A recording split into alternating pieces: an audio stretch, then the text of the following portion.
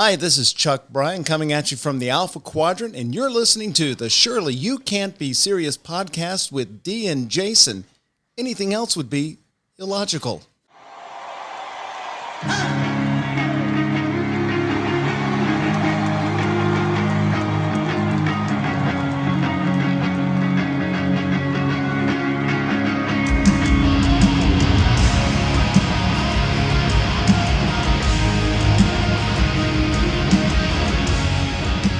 Hello, everybody, and welcome back to the Surely You Can't Be Serious podcast. If you are a continuing listener, you are expecting us to be talking about true romance and Pulp Fiction, but I had some stuff this week, and we weren't able to get to that. Interestingly enough, Jason and I talked about a concert in our last episode that was coming up, and by golly, we decided to go. That's right, and we did. So we are here today on the Surely You Can't Be Serious podcast, and I got one question for you. Are you ready?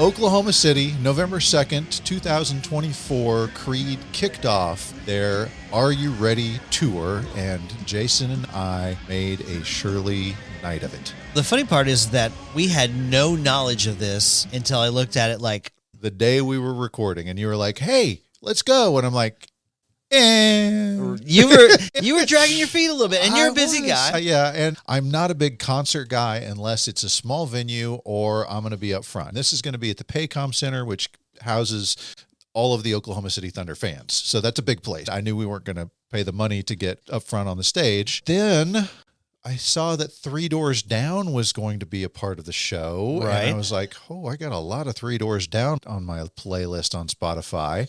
And then I found out that Mammoth Wolfgang Van Halen is going to be the opener. I was like, okay, let's do it. That was the clincher for you, I think. Yes. So we made a night of it. We invited Amanda Janik, but for some reason she didn't want to go. You know, we actually talked about making it a Shirley event, just throwing it out there and seeing if anybody wanted to join us.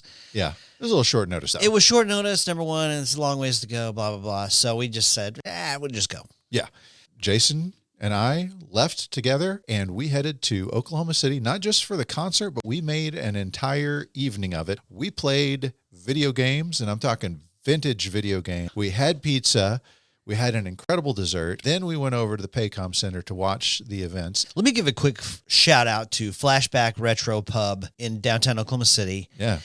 Yeah, it's just this place that has all these video games. Now, it's kind of a bar. I mean, they've got drinks and stuff like that, but they have all of them. Tron, Donkey Kong. I introduced you to Kangaroo. Right. Robotron. They have Bad Dudes. They have Ms. Pac-Man and Qbert and Galaga. Street Fighter, Qbert, all of them. Anything that you could think of as a game from the 80s that you love, it's probably there.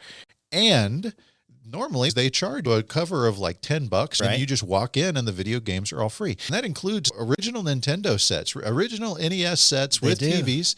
The TVs are even a little spotty, just like your TV was back in 1987. Right. So we walk in, and nobody's at the door. We walk up to the bar to pay our $10. I'm like, I don't think they care. I'm just going to run to the bathroom real quick. And by the time I got back, Jason had bought into that idea because he's like, I stood there for 5 minutes and she didn't seem interested in taking my money. So we got to play all of our video games for free. Yeah, we did. So we spent about an hour there. Yeah. You kicked my butt in Tron. I did. I kicked your butt in Kangaroo. I couldn't get past level 2. And I don't mean like level 2. I mean the second stairway, right? Like I couldn't get up the second ladder. It was awful. I'd never played that game before in my life, and I don't think I'll ever play it again. Those monkeys kept throwing the apples at you. I'd punch the monkey out, and he'd still throw the apple. I'm like, wait, he's punched out. How's he throwing apples at me? Yeah, and then we went like a block away. There's a great little pizza restaurant that we like, Joey's Pizza. Yeah. And the problem was there was a monsoon between the video game place and the pizza. We walked out the door, and this place is a block and a half away. We were trying to decide what place to go to. We had been to Joey's before, and we're like, okay, well, there's this place and that place. A couple of raindrops fall, and I'm like, let's just go to the pizza place. It's about to start raining. And we walk 3 sets, and the floodgates open. Right. I mean, it was pouring like a waterfall on us. We couldn't even make it a block and a half. We had to sit under a not completely secure awning. Yeah. It was dripping down the back of our shirts into our boots.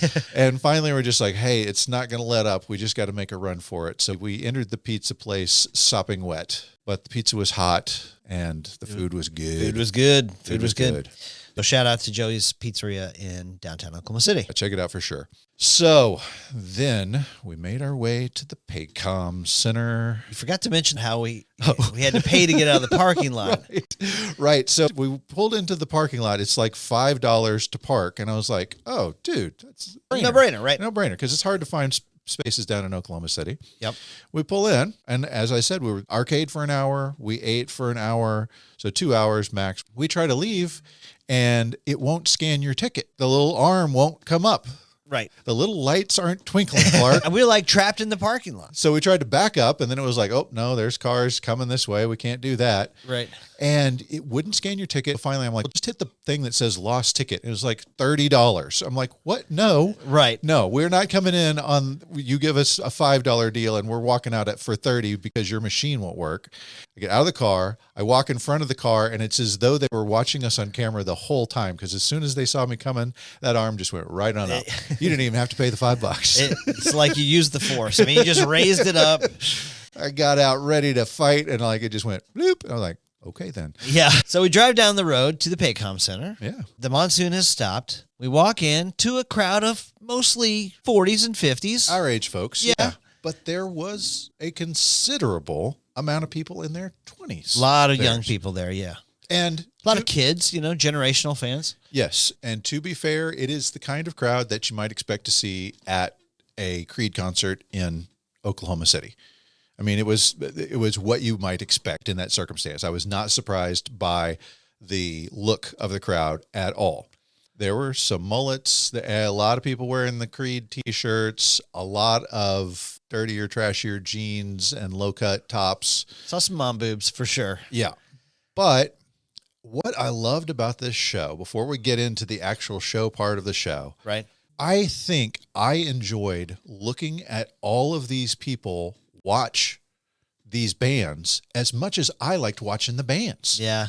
I mean, they were in love. I saw a girl that, she had to have been 25, 26 years old, and she was rocking out. I mean, she's surrounded by 40 and 50-year-olds who are all just sitting down to watch, and she is standing up and singing every word and is obviously just in love with every note of every song that these guys have. Yeah.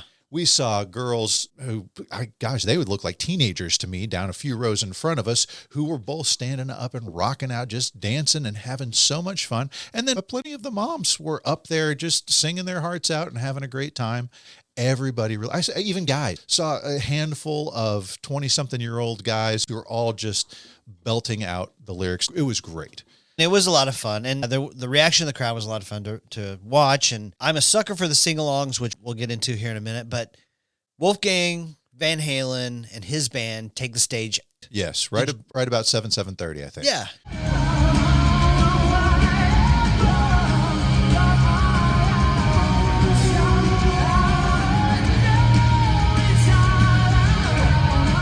Did you know any of their stuff? Yeah, so one of their songs I've had for several years. I mean, it's him, right? He played on the album. He's the guy that played all of the instruments. And the video for this song, I've watched it.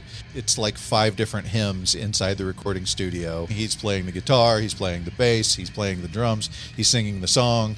The song is called Don't Back Down. It's off his first album, which came out in 2021. He kind of split his set. He did 6 songs. First 3 songs were off of this album, and the second 3 songs were off of Mammoth WVH 2. Okay. Here's what I thought about him. Yeah. I didn't know any of his songs, so I just had to listen and enjoy. He's really gifted as a singer. That kind of took me off guard. I don't think his dad or his uncle could particularly... Eddie would sing some harmonies and stuff, but it was either Dave or Sammy, and then Michael Anthony was the guy harmonizing. Typically, I was really impressed with his voice. For sure. And of course, he can do just about everything that, I mean, I don't know if he could do everything that Eddie could do, but he was a very gifted guitar player as well. Yeah. Now, you told me you've seen him play Eruption. He's played Eruption. Right. And you kind of commented to me that you were like, man, I wish he would have done something original Van Halen related. I think he probably can play the stuff that his dad played, but he has a different style, at least for the music that he's playing in the set that they did. It's a much more straightforward blues rock. I mean, he's very good, but it is an entirely different style and technique than Eddie played. I don't know how to say this nicely, but he did not say the word Van Halen. He didn't introduce himself. He did not say, my dad is Eddie. He didn't say the word Valerie. He did nothing to sort of capitalize on who he actually is. Right. Which I think is kind of a missed opportunity. But you were like, well, I think he's maybe forging his own path. And I get that. Yeah. I said, let me look him up. And he's worth $22 million. He doesn't need to capitalize on anything. I know. He's doing it because he loves doing it. I mean, why? I mean, if he didn't love doing it, you don't have to do it, right? He didn't have to work another day in his life if he doesn't want to. So he must love doing it. And I think a part of that is, like you said, he's forging his own path. He wants people to love his music for his music and his name, as opposed to his dad's or his uncle's or anybody else's. Yeah. Okay. Plus, he got to play with them for a while. He did. I mean, with David. Sure, Yeah. he did. He replaced Michael Anthony in the band as the bass player. Right. He was great. I thought he was fun. I enjoyed him. Very gifted. Didn't quite command the stage like Dave or Sammy, but he's a young guy. He's working on it. He was still getting out there and getting after it for sure. After he was done, they played 6 songs. Like you said, 3 from the first album, 3 from the second. Then we got 3 Doors Down.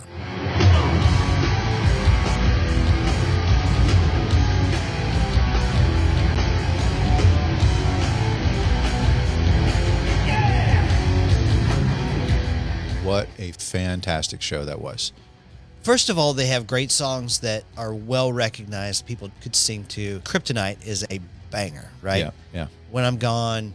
Citizen Soldier. There were a ton of great ones that they did, right? I thought the lead singer for 3 Doors Down was so likable from the stage. Absolutely. He would say things like, God bless you, my friends. You know, he kept calling us his friends. you know? And it was a very, they're playing rock music, but it's sort of a country boy kind of feel to it. Yeah, I mean, they're from Mississippi, tiny town in Mississippi. Yep. And I say the original band, they all went to high school together. He wrote Kryptonite when he was 15 years old, sitting in his classroom one day. Over the years, the other band members that were with him, and there were only 2 others, that's why they're 3 Doors Down, are not with the band anymore, right? It's just him. He's the originator, and he's the only one that's still a lasting member of the band. And he's a guy who's our age. He was wearing a trucker cap and blue jeans and a T-shirt and had long, luxurious hair coming out of the back He of did. it. I don't know if it was a mullet or if it was real long hair because he kept that hat on the whole time. He literally looked like a guy you might see at a truck stop. He looked like a gas station attendant who's hit it big. Hat was on backwards. Yeah, I didn't even like he hit it big. Like he looked like a just blue jeans T-shirt guy. Yeah. Having a great time. Now, I was going to make a comment on the fact that Creed has made a public statement. We're not a Christian band. The lead singer for 3 Doors Down, Brad Arnold, he got up and gave a little mini church service. When we talked about Creed, they wanted to specifically say we're not a Christian band. He started talking, and it was what I expected to be kind of the standard, you find it within yourself to do this. They started playing Away from the Sun. Right. And he described it as one of his favorites and often his actual favorite song because he kept coming back to it. He started talking about how sometimes you feel like you're not enough and social media makes you feel like you're not enough and friends and family make you feel like you're not enough. And let me just tell you that you're enough. Words come out of his mouth because Jesus Christ gave his life for you. And I was like, whoa, he flat out just said Jesus Christ in a non-vain way. Right. So it was impressive to hear. When he was talking about the song Away from the Sun, I looked at it and it's spelled S-U-N on the album, but it's almost like he was saying it's S-O-N. Yeah, he said that in those opening remarks when he was talking about being away from the sun. he meant it in the Jesus sense. That's right. The Son He of did. God sense. Yeah. He did. He also encouraged us to vote, and this was before the election, right? This was November 2nd. He started off by saying, we got an important election coming up. It doesn't matter who you vote for. And then he's like, well, yeah, it does matter. But no matter who you vote for, Get out there and vote. get out there and vote. And then it said a few more words and said, God bless America. The dude was so likable, so friendly. It was warm, right? We cannot do this without you, and I cannot tell you how much we appreciate you. We are so proud to be out here with our brothers from Creed. That was to compare the two shows of Three Doors Down and Creed. Creed was polished.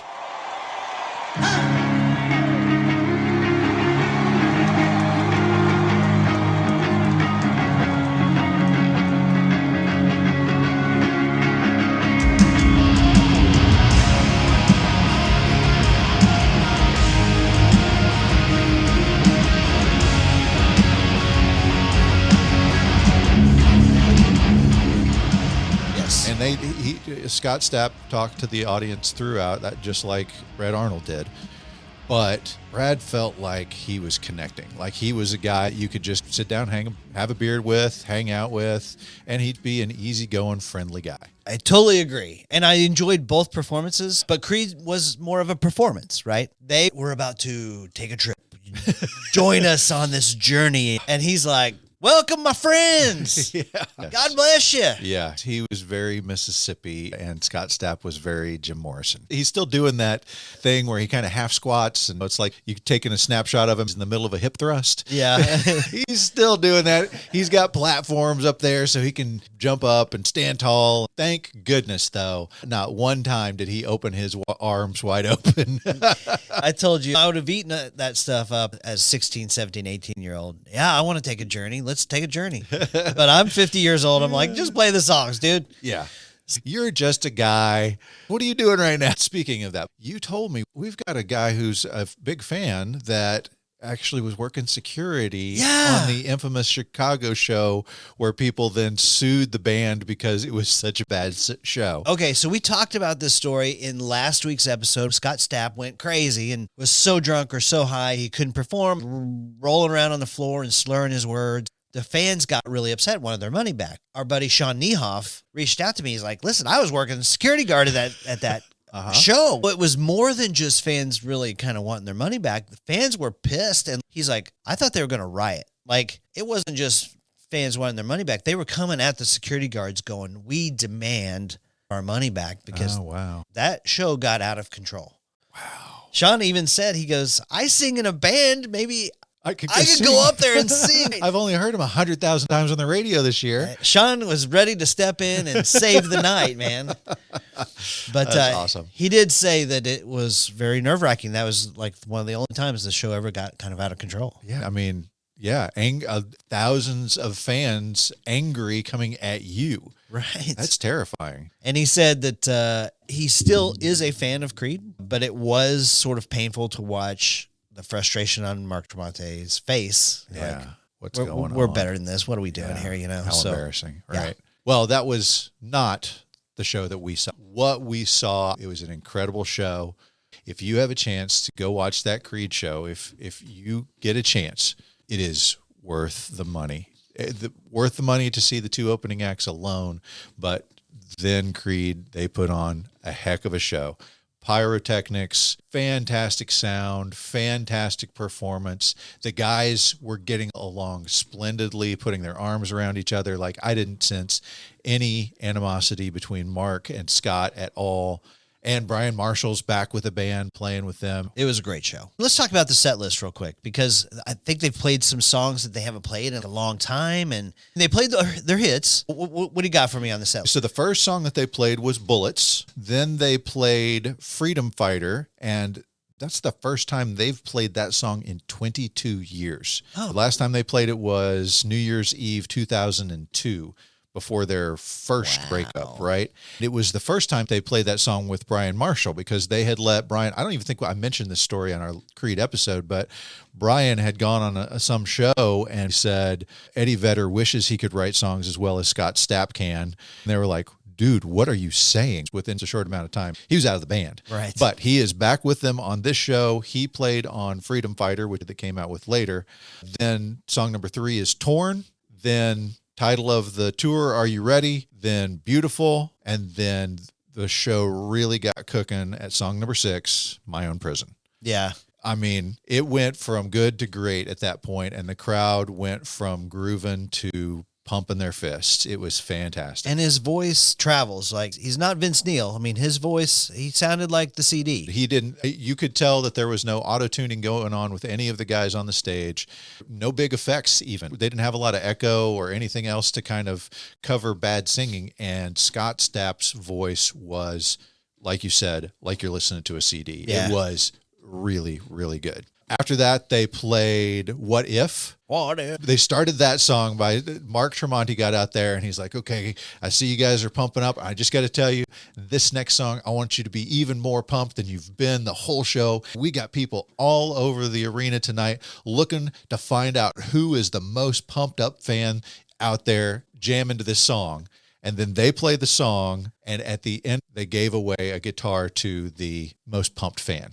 And the most pumped fan was a little kid on their dad's shoulders. And they talked about how, I don't want to give this guitar and change your life, maybe, you know? Justice, yeah, got her up on the stage. She had been on her dad's shoulders just going crazy. And I'm guessing she was 6 or 7. She was a little girl. It was really cool. And they gave her that guitar, and she didn't have any fear of talking to several tens of thousands of Drug people. her up on stage. Here you go. Here's your guitar. Yeah, and it was very, very sweet. Yeah. Very sweet. After that, they did Rain. That was one of their more recent songs. We didn't cover that, but Right, yes. That was 2012. Full Circle, I think. Yep, that's right.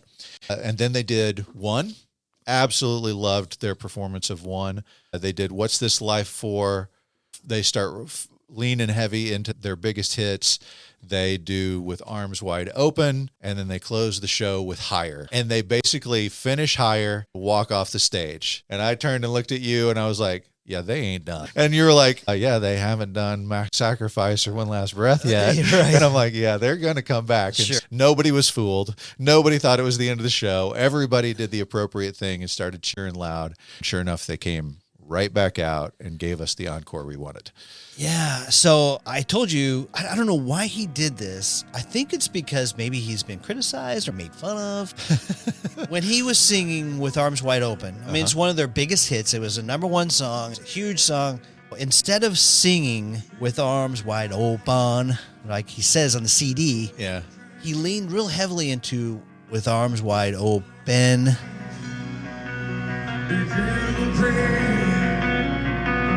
The tears of joy stream down my face. With arms wide open under the starlight. Welcome to this place. I'm sure you'll everything. With arms wide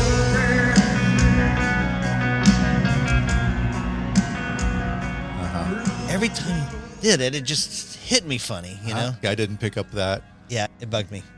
But the song was beautiful and it was great. And then from that point forward, they blew the top off with Higher. That's the song everybody had been waiting for. Then they come back to the stage, of course, and they start playing the entry part to One Last Breath. And people going bonkers.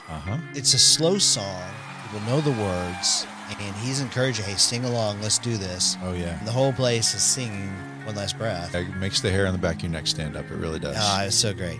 It was so great. Then they blast us with My Sacrifice, and the whole place is singing My Sacrifice. You got the waterfall of sparks coming behind them, and it just blew my socks off. Yeah. They closed out the show with My Sacrifice. Mic drop moment. It was great. Yeah.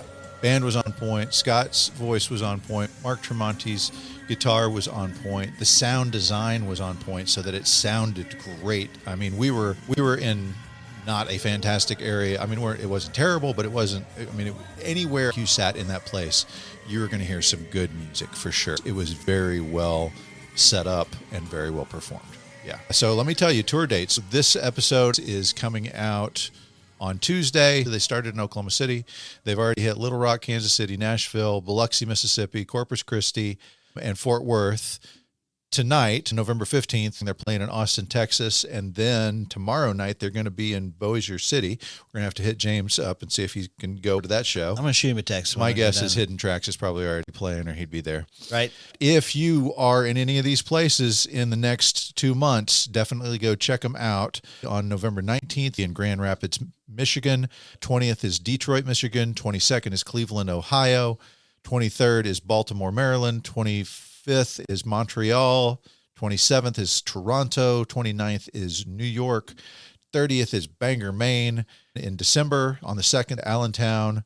On the 4th, Atlanta, Georgia. And on the 5th, they go to Orlando, Florida. I'm pretty sure they've got one final show in Las Vegas to close out the tour. My guess is it's going to be New Year's Eve. New Year's Eve in Las Vegas, watching Creed. That'd be a fun night, man. Heck yeah, it would. Heck yeah, it would. So, guys, obviously, Jason and I highly recommend the show. All bands, fantastic. Go see them. Maybe they can change your minds about the quality of Creed. On my Are They Worth the Hate, they took it down a few notches for me. They're playing some incredible music out there, and Scott has got it back together again. Definitely worth seeing them live. Pay the extra $100, $200 and go see them live. It was a lot of fun. Yeah. All right, guys, thanks so much. We will be back next week with our Tarantino double feature of True Romance and Natural Born Killers. We'll see you guys then. Thanks, guys. How do you feel when you switch to Geico and save on your car insurance? It's like going to work on one Thursday morning and thinking to yourself, just one more day until Friday. But then somebody in the elevator says, Happy Friday! Then you check your phone quickly and discover today is actually Friday. So yes, Happy Friday, random stranger in the elevator. Happy Friday indeed. Yep, switching and saving with Geico feels just like that. Get more with Geico. The sun's shining, birds are singing, and all feels right in the world. Until the season changes, and suddenly you lose your motivation to get out of bed. In fact, 1 in 5 people experience some form of depression, no matter the season or time of year. At the American Psychiatric Association Foundation, our vision is to build a mentally healthy nation for all, because we want you to live your best life and be your best you all year round. Please visit mentallyhealthynation.org to learn more.